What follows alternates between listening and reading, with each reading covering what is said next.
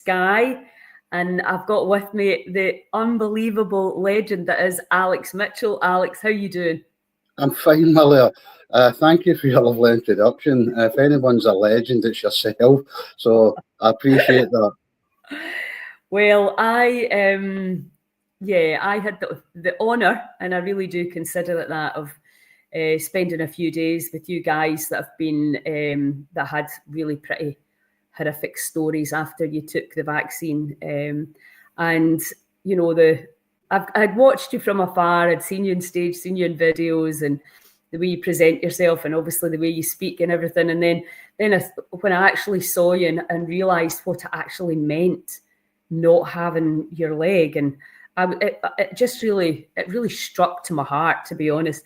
And you handle it well. You certainly seem to handle it with such grace, and I don't know. I just really felt very, very humble in your presence. So tell us the story from the start. What happened? How many vaccines did you have? When did it happen? I had one vaccine, and it was the AstraZeneca vaccine, and I got it the 20th of March 2021. And I can always start my story by going back to 2020 and looking at the world in 2020. You look at places like London, Paris, Rome, USA, highways shut down, no motors on it.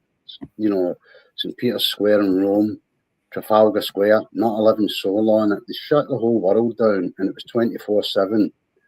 And every media, because even on the motorway gantries, it was telling you get your COVID vaccine, save, protect the NHS, save lives, don't hug granny.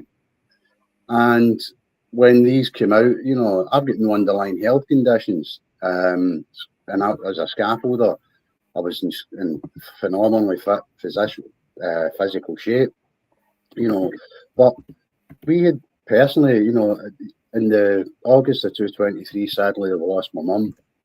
And prior to that, about 6-7 months before it, maybe just a little bit longer, the lady downstairs, they'd been neighbours for 20 odd years. She had fallen in the bathroom and went into hospital. I think it was a broken leg, and she never came out. And we were told that she passed with COVID. So that put the fear of God into everyone, especially, so it brings it really close to you. So when these came out, I thought I was doing the right thing. And I went along the 20th of March 2021 and got AstraZeneca. And I wasn't given a leaflet. I was verbally told that I may have a sore arm for a couple of days, and I may have cold flu-like symptoms for a couple of days. And that was the case. By the Monday, that was on the Saturday, by the Monday I was at work. By the close of Monday, I felt back to myself. And everything seemed to be fine and rolled on. And then in the 1st of April, and I always say the irony of it being April Fool's Day was never lost on me. I didn't realise that was the date. Yeah, the 1st of April. And I lifted something rather heavy as a scaffolder, typical Scottish scaffolder, I'll do that. And I put it into place, and I thought I'd pulled both my calf muscles at the same time. This was about 2:30 in the afternoon. And I says to the chap I work with, I said, I'm going to have to go home. I said, I've blown my calf muscles. Went home, had a warm bath, went into the work on the Friday, purely because it's a half day on a Friday.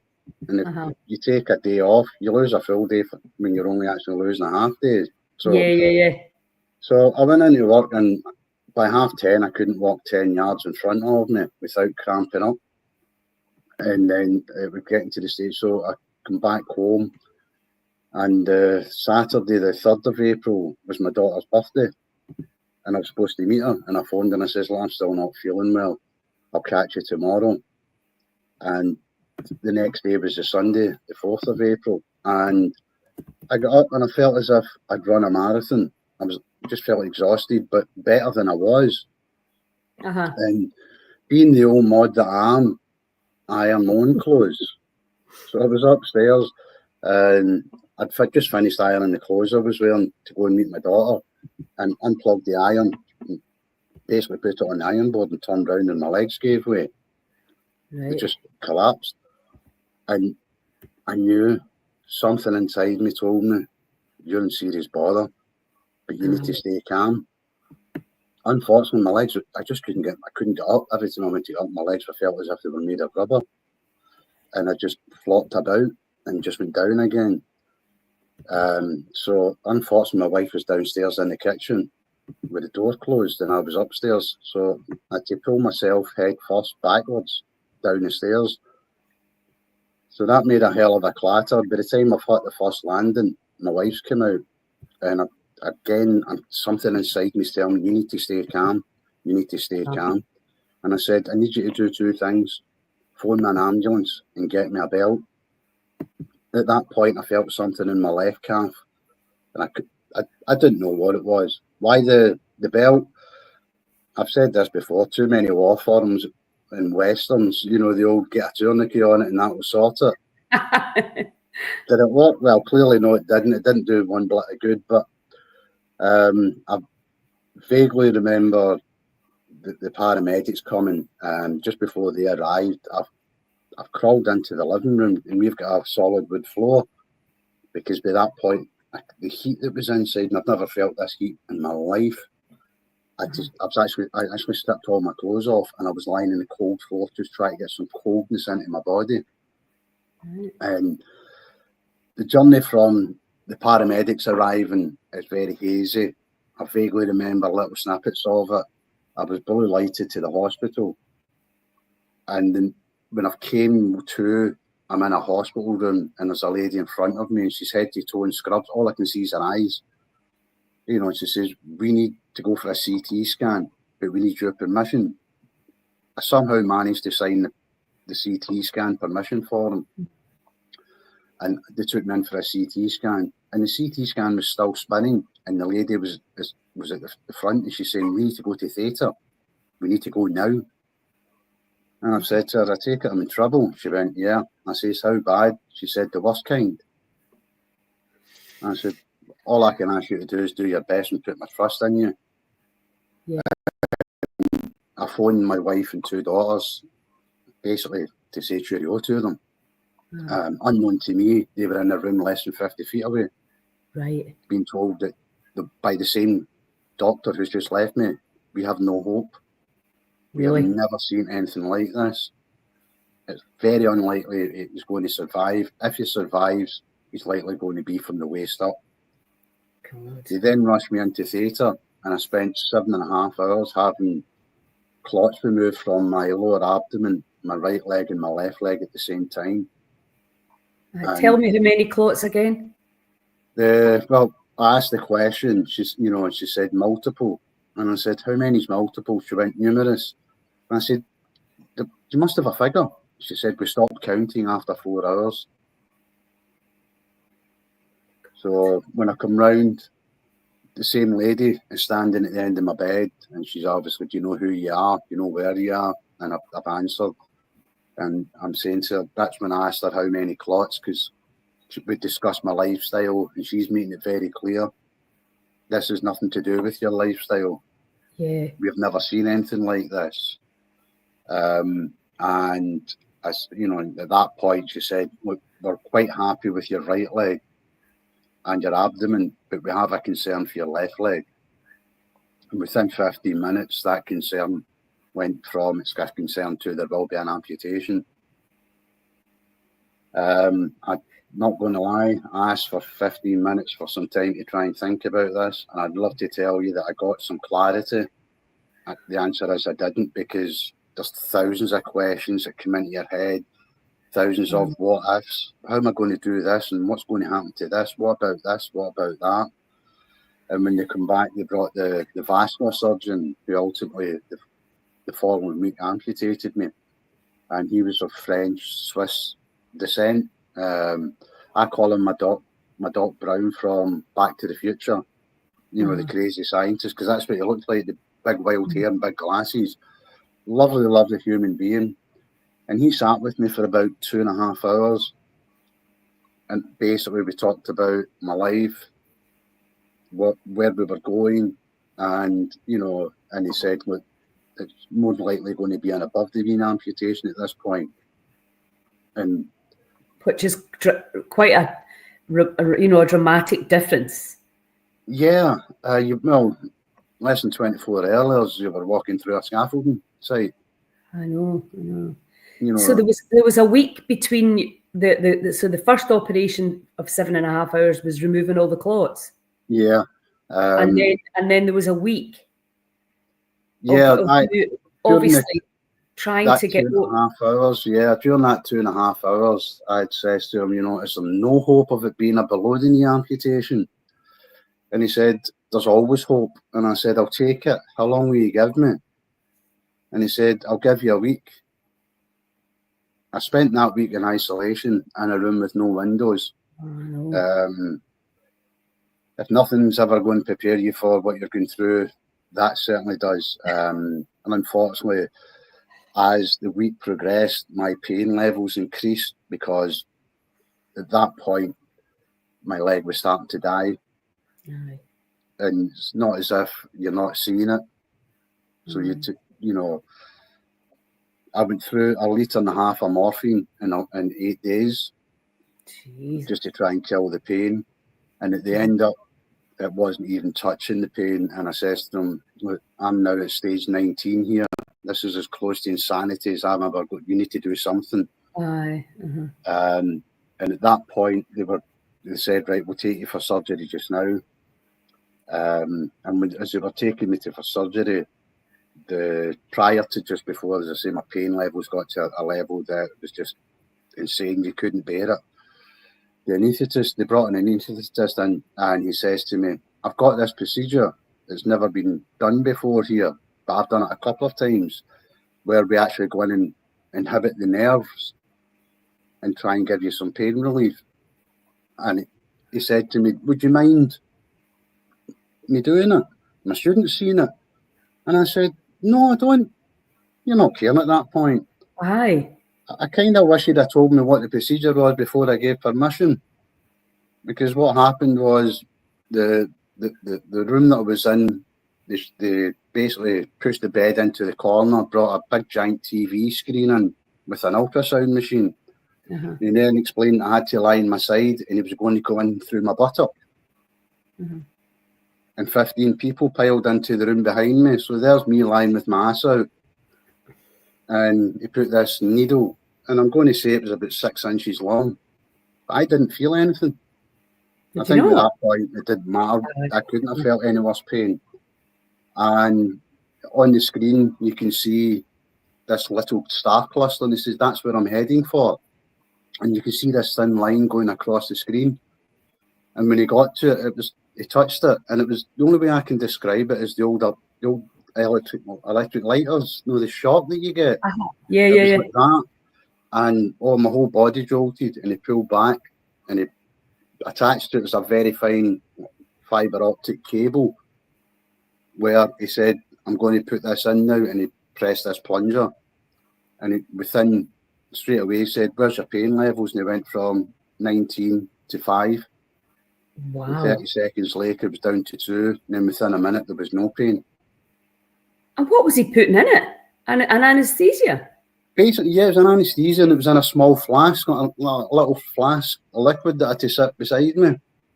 And that worked fantastically. And they were taking me down to theatre.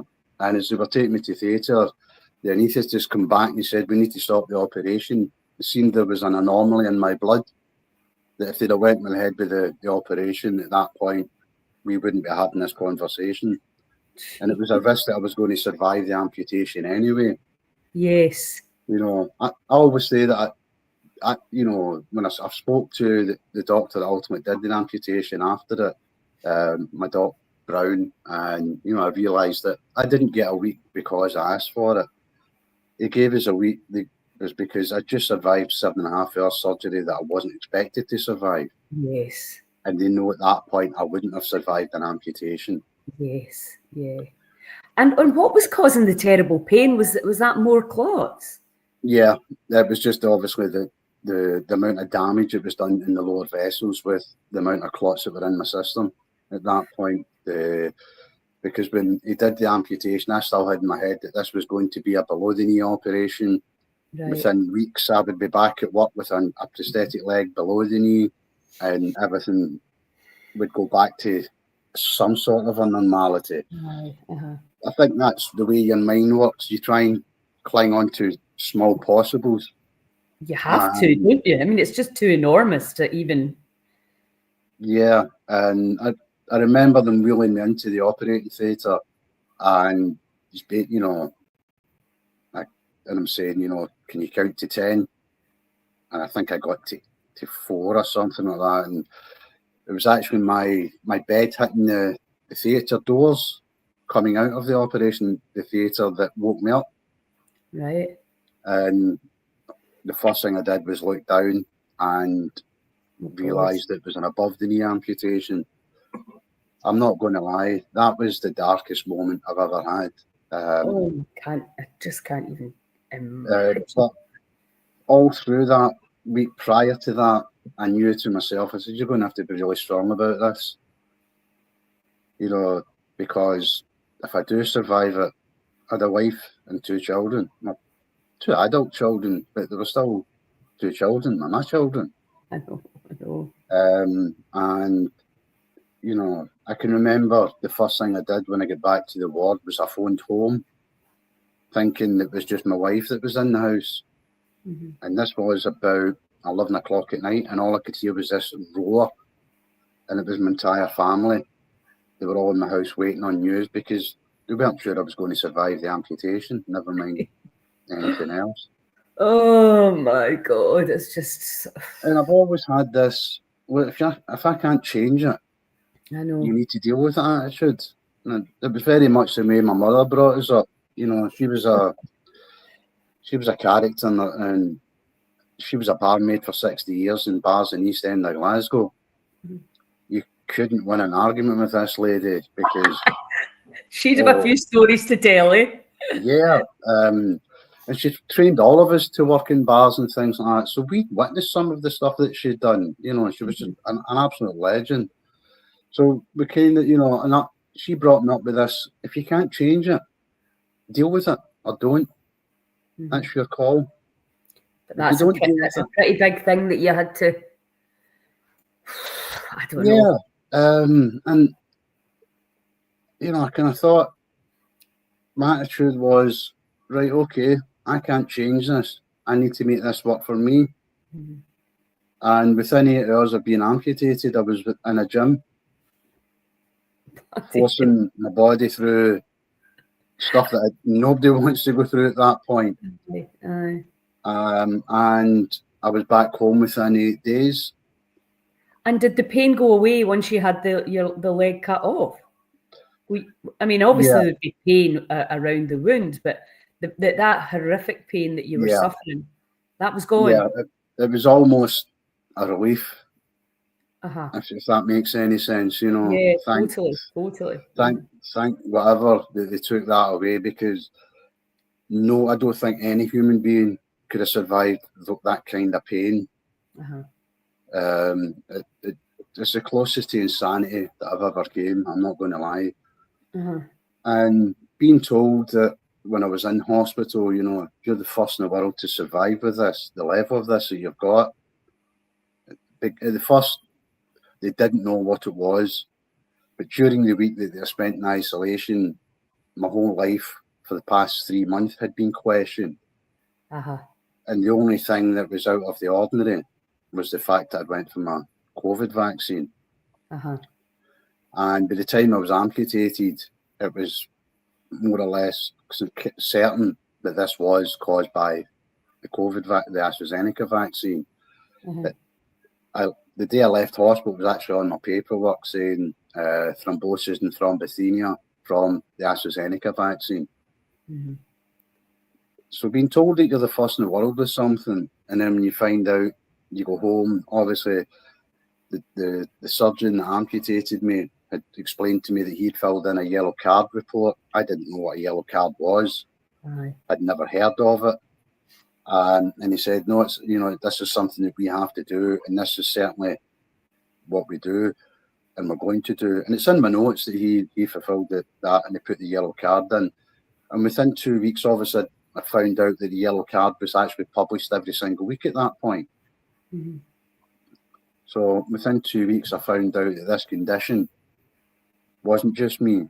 At that point, there was another 235 people in the UK Really? who had been affected by this. And had they had to get amputated, parts amputated as well? No, there is a couple. There's about 4 or 5 that have been amputated. The rest tragically, there's 81 fatalities now. 445 certified VITs, vaccine-induced immune thrombosis and thrombocythemia. It's a mouthful. It took me about 3 weeks to learn to say it. Yeah.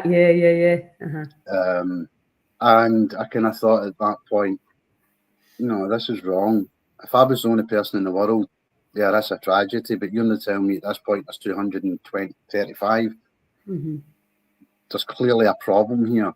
Yeah. And all I wanted to do was try and find out some of those people so that we can try and help and support each other through this journey. Absolutely.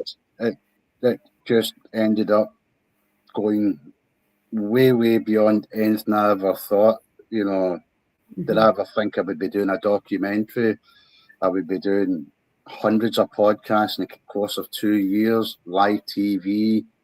No, I didn't. And it's not what I set out to do, but it seems to be what I've been. This is the path that's been chosen for me, for want of a better word. Aye, absolutely.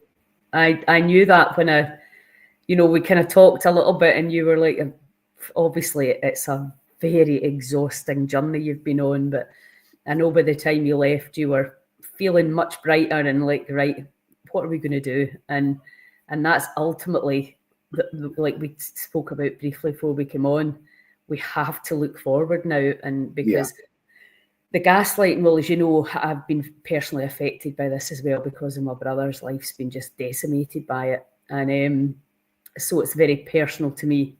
But also I understand with all these chronic issues which have been kind of inflicted on people by this, that it's like, well, where do we go from here?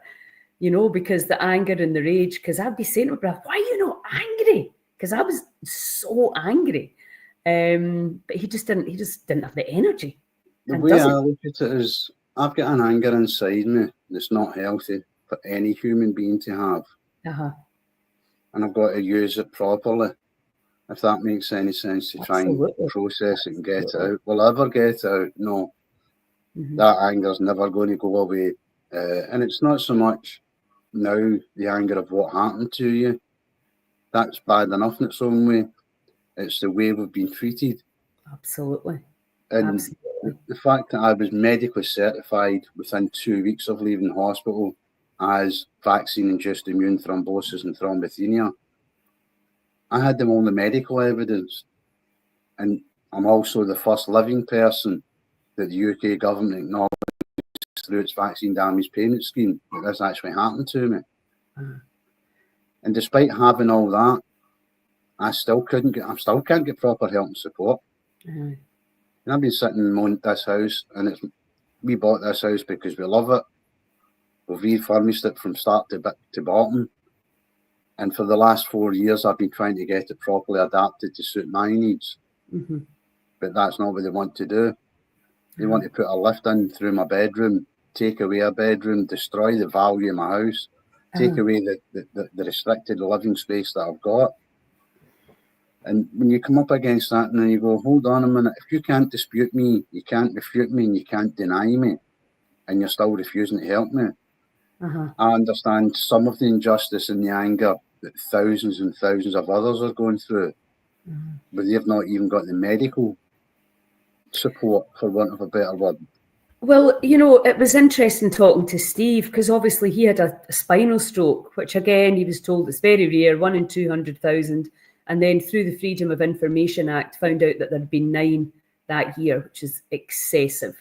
So clearly it's, you know, and it really annoys me, it's rare. Do you think that that's 9 people whose lives just right there with that one specific thing? Because everybody that was here has had very different physical and... I love the fact that at the beginning, I was extremely, extremely rare. You know, being told you're the first in the world. What I found out is I'm the first in the world to survive with the level of fit that I have. There's a big difference, you know. The people there's many people that were lost before me because they didn't realise or it wasn't recognised what they were looking at. And these people are now getting their stories out. And that's what we need to do. And I look at it and I go, okay, let's define rare. You set up, you know, I use their own stats against them. You know, they set up a vaccine damage payment scheme in 1979, which we can go into the nefarious situation and set up of that if you want. That's a horrific process to put any human being through, just to trying to get acknowledged and help and support for £120,000. It's an absolute insult for a life that's lost. I know. Never mind. And for your leg, you know, it's like, what? And it's disgusting. It really is. You know, the story is that, you know, it took 10 months just to get basic state benefits. So I nearly lost my house because I was married and I had a mortgage. My wife had to go part-time to look after and care for me. Because at the beginning, I was mentally very strong and anger and wanting to fight. Physically, I've accepted that I'm not the human being that I was before. I know. You know, the body that I've got now is a pale imitation of the one that I had, for want of a better word. So I've had to sort of adapt to that. Yes. But I use those figures in the crow from, okay, it was set up in 1979. So from 1979 to 2021, there was no more than 4,500 people who had applied to the vaccine damage payment scheme. From 2021 to date, I think we're over 17,000 people have applied just for COVID vaccines. Is that in the UK? That's just in the UK. I know, and they've refused Steve 3 times. I mean, it's just, you're like, it's what on earth? You've made a horrendous mess of this. Admit your mistakes, say you're sorry, and give the people the support and the help that they need. At least that's where my anger lies now. It's the fact that it's not so much what you did to us, it's how you've treated us now. And the fact that you continue to treat us the way you're treating us. 19,000 people or 17,000 people is not rare. But the fact that they're slow walking the awards, some people have been waiting 3 years to receive a result. I know. It's outrageous. And historically, and even till now, it's just as bad. In fact, it's worse now. Only 1.7% of applicants are ever awarded. So they reject over 98.3% of all claims. What? How many people have they paid out now? Because it's not very many, is it? There's no more than 200. Oh my God. Oh, it gets me so mad. And the farcical thing is, they've paid out roughly about 23, 24 million in payments. But the cost of doing that is at 25, 26 million. So it's costing more to administer this than what it is to pay out. I know, that's outrageous. But I mean, it's not even surprising because it's a goon show. The whole thing's a total goon show. And that's what we were saying, you know, what are we going to do about it? Because they're not going to help. It's not a politician. I don't know how long it's going to take us for Big Pharma to actually be held accountable for what's been done here. But what do we do? What can we do as a group, as people that cohesively pull together and go, right, what can we do to help? And, having you guys here in Sky, it so inspired me because I was like, see the spirit in every single person that came here. Because I know it's not just you that it's affected, it's your entire, and all the people that love you. There's so many people suffer when something like this happens. And then getting yourself to Sky and, I was just like, these people have got a spirit that doesn't exist in everyone. And we are going to pull together and we are going to come up with a plan to help and support because it's not going to come from the government until maybe at some point there'll be something, I don't know. I wouldn't hold my breath. But until that time, we need to do what we can do. And, like John Watt was saying, all the stuff eventually that helped him was the natural stuff, the stuff that I would be more likely to recommend. And what we need to do is we need to be looking at what has worked, because it'll not be the same for everyone. And I was talking to Adam Rowland about this as well earlier on. We need to, make videos to teach people that are willing, because not everybody acknowledges that they've been vaccine damaged yet either. That's another thing. They don't realise the long COVID thing's just a big blanket cover for all the toxicity. But we have to look forward, and we have to come up with solutions, and we have to pull together. Because I know that I found one of you guys that night and said, "What's the worst thing about this?" And every single person said the lack of the gaslighting, the lack of acknowledgement. Yeah. Like what? Now there might have been, let's give them the benefit of the doubt at the very start, a real lack of understanding as to what was going on, but not now. No, I think we're way beyond accepting, I didn't know. I was following the science. My straightforward question is, well, what science were you following? Whose science were you following? I think what I can only say about the retreat in Skye was that I saw a group of people who have been left in the worst places that any human being can be left, who have found each other. I didn't know Adam before this. I didn't know John before this. I didn't know Stephen before this. But these three guys are now my brothers. Aye.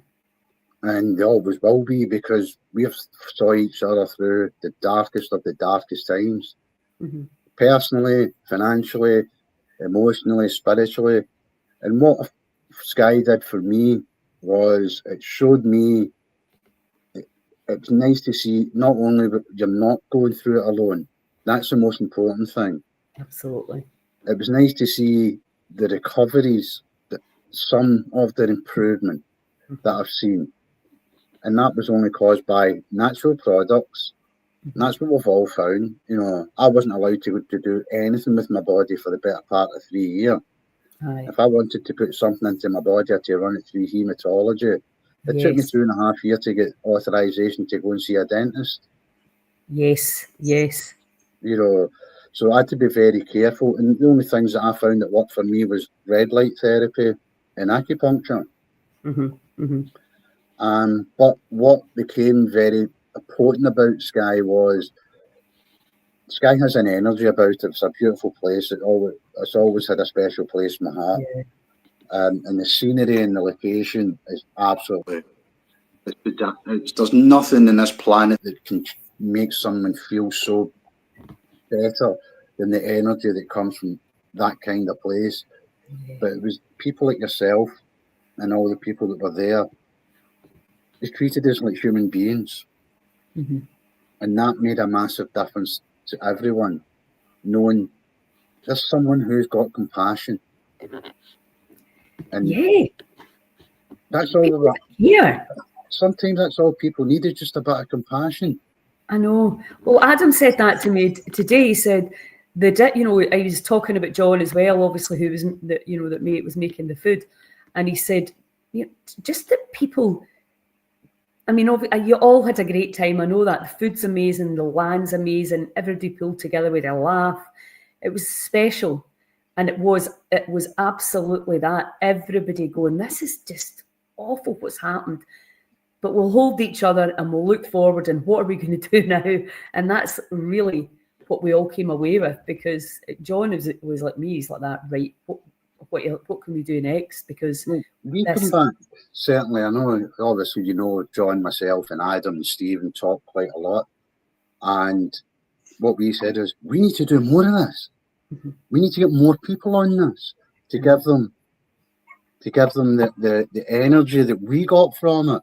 Yeah. You and I had a conversation when I said I've always had a game plan, because I couldn't be argued medically. I couldn't be argued and disputed by the government. So therefore, I'm very happy to keep going and open the doors, for want of a better word. And John's job was always to come in and kick the doors wide open, and everybody else was to run through behind me and get their stories out. I always thought, once we get to that stage, I can step back a bit and sort of try and find myself again in some ways. And it became very clear that whether I want to do that or not is not an option anymore, because too many people still believe that we need people to tell the story to get their stories in. I know. But what came more out of it was that it made me feel so humble to be told by 4 people that, you're the reason I'm still here. Absolutely. And so many other people saying things to me in private that made me think, I can't do it. I can't just disappear. That's not my role here anymore. No. It's to just got to keep going. Absolutely. There's a few people commenting here. Yes, Karen, there is a documentary that will be going on John's site, and he's also made a kind of a documentary of the time here. Yes, and this is recorded, and it'll be in our Spotify podcast as well, so you'll be able to hear about it. And yeah, please help us by sharing this this story and the message, because I know a lot of people that haven't been personally touched really have got no idea. And the thing, like we talked about, Alex, is that it's very visual for you. Although I have to say, it's only obviously when you were in here and I realised you've got to decide what chair to sit on, because you don't have your knee, it makes it a lot more stressful, because it has to stick on, and all this that I just wouldn't have realised if I hadn't spent that time with you. But also for a lot of people, when you meet them, you wouldn't know there's anything wrong with them, and you absolutely, it's, as you said, it's obvious and it's clear. But I think because you always come over so composed and watched your videos at rallies, etc., and it's easy to imagine that you're fine. And then I was like, I'm looking down at my own legs going, I just can't even imagine waking up and looking down and your leg's not there. It's just like, it's too horrific. And then the fact that we were like, oh, it's safe, it's effective, save your granny. If that hadn't been part of the story, it wouldn't be, maybe you'd be like, oh my God, that's terrible. That it was just the whole thing is just dark. And my story is just one of thousands and thousands. And I've said, once you see me, you can't unsee me. Yeah. And the great news is we will be seeing you at Tarbert Festival, because you're coming to speak there. So I'm very excited about that and very grateful to you for coming, because I know it's sometimes easier not to do these things, and also feel it's like, oh, are we re-traumatizing? And it's still very, very raw for me as well. It's so I really appreciate you talking about it, because I know it's an honor for me. It really is. It's an honor for me. Before we finish, can you talk? Because really, the reason I got you on here was to tell everybody you're coming to the festival, and we've not even talked about that. But the other thing that really struck my heart was, now you tell the story about how you met John Watt. Well, for the better part of a year, I was screaming into the wind, and nobody was listening. And I know there was nobody in Scotland at that point. All the people that I'd got in touch with and managed to find through social media were down south or in Wales or across the globe, for want of a better word. And I got a message from this guy saying, you're in Glasgow, I'm in Glasgow, and I'm in a bad way, can you help me? And it wasn't that I knew I could help anyone. It's just, I know what it feels like to sit in a room and scream and scream and scream, and nobody seems to listen. And I thought, no, I've always said I never want a single human being to go through this alone, or to think that they're alone. So I reached out to him and we spoke, we messaged the first couple of times, and I said, look, my brain doesn't work doing typing very well. That's why people wonder why I don't respond to texts and things like that. It's because my brain doesn't program it very well anymore. And I eventually said to him, I said, well, it's easier for me to talk. And he went, but I can't talk. I've not even got the energy to talk. And I said, well, you listen and I'll talk. I just wanted to let him hear from somebody who's been through something similar, saying to him, look, you're not alone anymore. I'm here for you. Somebody's here for you. And that went very quickly from a couple of conversations, because the first conversation, I think I spoke to John for about 4 hours. And it was just pouring out what I went through in some ways to try and let him see that, look, I know what you're feeling. I know what's in your head. It's normal. And eventually I went up to meet him. And when I first went into John's room, you know, he was lying in his bed. It was I look at the John Watt that I first met, and I look at the John Watt that's there now, and there's lots of emotions comes into my head. One of them is pure pride of look how far he's fought and how much he's done to get himself better. Because I come home and I says to my wife, I don't think he's going to make it. Yeah. That's Either how did bad he. John was. Either No, did he he. didn't. And the reason that I got in touch, I saw John on John Campbell's podcast on YouTube. I was flicking through some and I thought, I heard the Scottish accent. And I listened to the story and it was word for word as if it was my brother. So I immediately just messaged him and said, what are you doing? Because that story, it's as if my brother had actually told it. And that's how I got in touch with John. And then obviously that's how we ended up the retreat thing happening.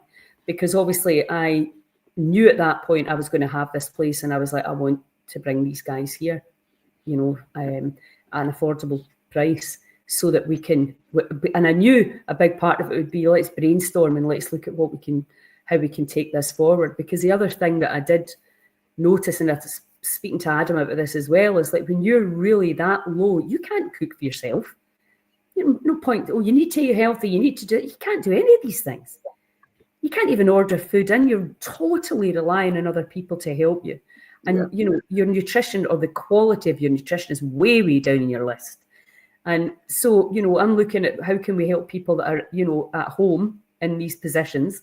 And then can we go to communities and, you know, share this stuff? Because like you were saying there, it's the idea that you're not alone.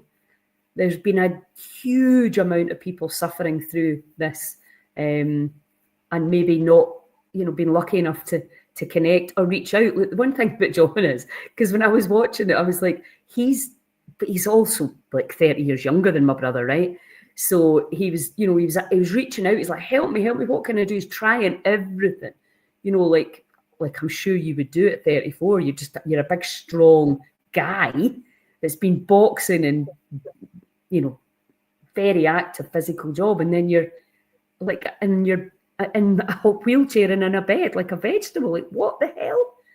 It's that's I think the journey that John's been on, Adam's been on, Stephen's been on, other people that you have not met, like Andy Carlin and so many others, that their stories are the ones that break my heart, if that makes sense. And the way I quantify that is because I was 56. I've had a hell of a life and enjoyed it and pretty much achieved everything I wanted to achieve in many ways. And that's what I'll talk about at the festival, to try and give people an idea of who I was, how I got to where I was, and what makes me me, and the journey that I've ended up on. These guys were still learning their journey, and they've still had so much to go, and that's the injustice of it, and that abandonment of everything being taken away from them. But these guys have rallied and made so many other lives changed by the way they've approached it. I know. And if I've had any influence on that, I'm that's enough for me. Well, I know that you have, because you're the father figure, really, aren't you? The grandfather figure, it seems to be, I'm getting told. But do you know what really touched my heart as well was Stephen saying, I can't even change my grandson's nappy now. And I thought, God, like, you know, it's just, is that a big deal? Yeah, that is a big deal. When you've been proactive in helping your daughter or your son, I'm not sure.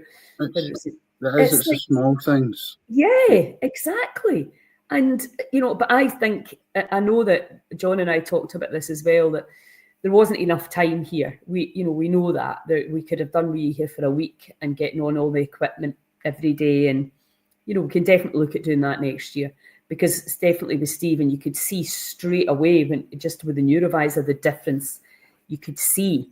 And I was like, oh, God. Well, everyone who's left spiritually, physically and mentally far, far better places at Arbon than we were before. Yeah. And that's solely down to the location, yourself, and the people that were there. You mentioned John, the John the chef, as we call him. What a lovely human being. Oh, and the energy that came from the people around were fantastic. And that made a massive difference, because we've been treated like shit for 4 years. So just to be treated nicely was fantastic. And you know what? They didn't do it because they felt like it. They do it because they're nice people. Yeah. And John kept saying to me, thanks so much. And I'm like, well, this is what you would do. If you'd a place like this, you know, that's what that is what you would do. It's the right thing to do, you know, and because there is nowhere else now.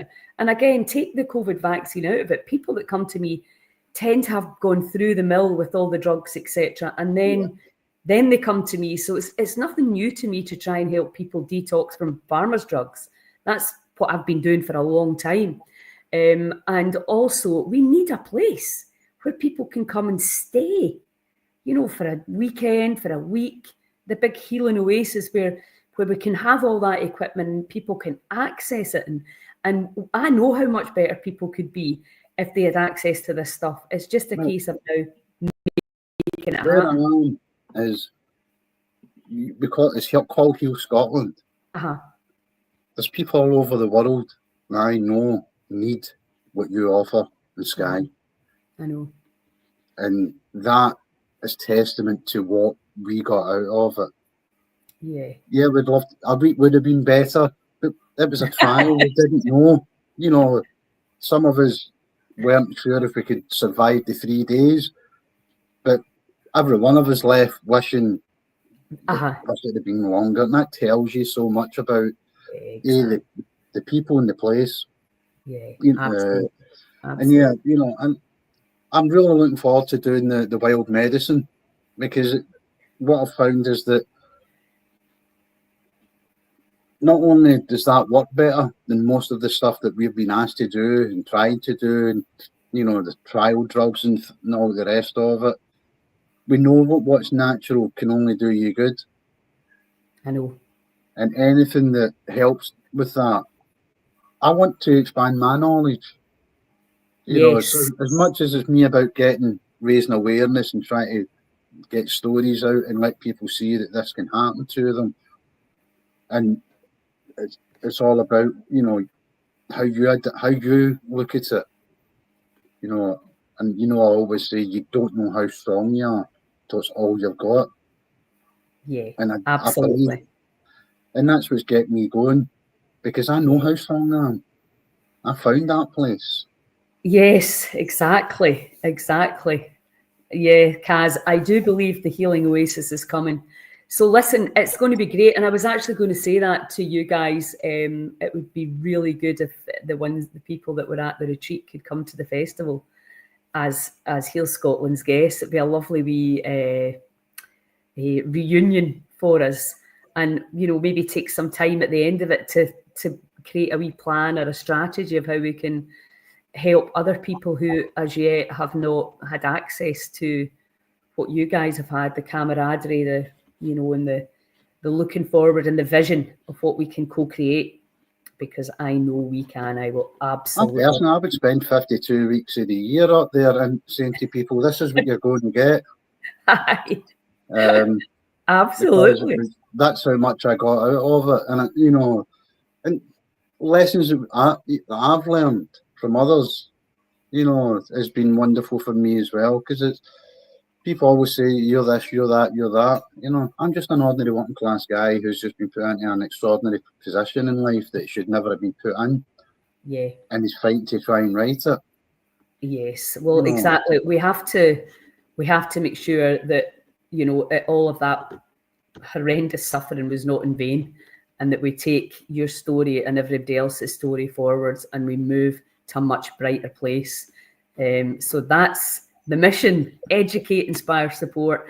So listen, thanks a million. It's so great to see you. As I say, you're in my heart every day since I've met you. So I am so happy that you're coming to the festival, and I'll need to say to John as well, because John's going to come and we're going to do a Bring the Noise podcast live. So we're just, so that'll be fun as well. And and he's going to bring his video equipment, because that's what he loves and that's what he's so good at as well. So it's awesome. Okie dokie. So anybody watching this on replay, please, I'll just put the link for our festival in Tarbert. We've also got a festival in Skye, which is in March, the 20-something of March. Just go onto the website and you'll be able to see the date. But Alex is going to be with us, and John, in Tarbert. So I do believe the actual holiday village is Tarbert Holiday Park's full, but there'll be places in the village for people that want to come and stay. It's the great thing about the festival, Alex, which you'll love, and I hope you can come for the whole 3 days, is that, and I've got a place for you to stay. I'll be there for 3 days then. Yeah, you and your partner, and it's like a whole banquet of all different speakers, healers, leaders, you know, old and new, old workshops, new workshops, the Wim Hof method, foraging, you know, forest, a lot of stuff that I know will fascinate you, and that you'll be able to add in, you know, to your life to really help yourselves, because that's what it's all about. It's all about healing Scotland. Yes, exactly. So thanks a million, and I will see you in April, if not before. Thank you so much. Thanks so much for joining, and I'll chat to you all soon. Ciao.